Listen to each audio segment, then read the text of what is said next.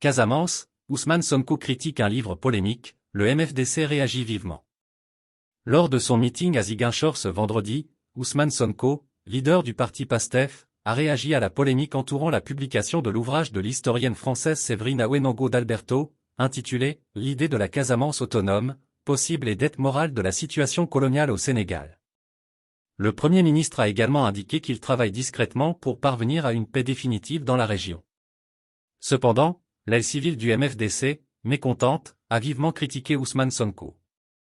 Cette réaction du MFDC, survenue dimanche, fait suite au meeting de Sonko à Ziguinchor, durant lequel il dénonçait un supposé projet de déstabilisation en Casamance, tout en expliquant les raisons de la rétrogradation du général Kandé.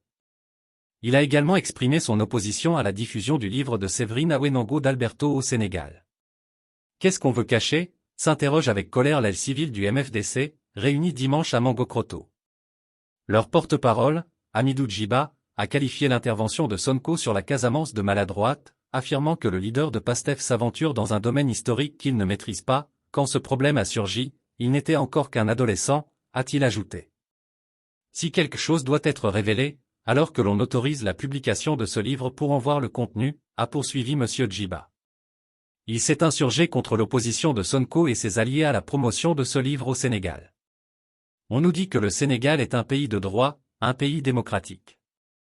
Interdire un livre, est-ce cela la démocratie ? A-t-il questionné. Malgré leurs critiques, le MFDC a réaffirmé sa volonté de dialoguer avec les nouvelles autorités, bien que ces tentatives de rapprochement restent pour l'instant sans succès.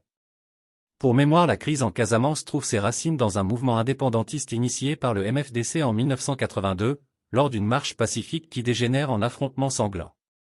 Depuis, le conflit oppose le MFDC à l'État sénégalais, avec des cycles de violence, d'arrestations et d'interventions militaires, notamment entre 1982 et 1990. Après un premier cessez-le-feu en 1991, la situation reste tendue, ponctuée de nouveaux affrontements, disparitions et assassinats, tels que ceux de Bûcheron en 2011 et 2018. Des tentatives de dialogue et des accords de paix sont initiés, comme celui de 2004, mais les tensions et les rivalités internes au sein du MFDC persistent.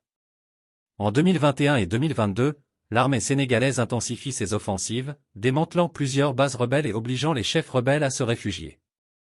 Bien que des tentatives de cessez-le-feu continuent, la région reste instable, aggravée par des trafics illégaux de bois et de drogue qui alimentent la violence. C'est dans ce climat de ni paix ni guerre que le Premier ministre Ousmane intervient pour œuvrer enfin à une paix durable en Casamance, affirmant qu'il travaille discrètement sur le terrain en collaboration avec les acteurs locaux.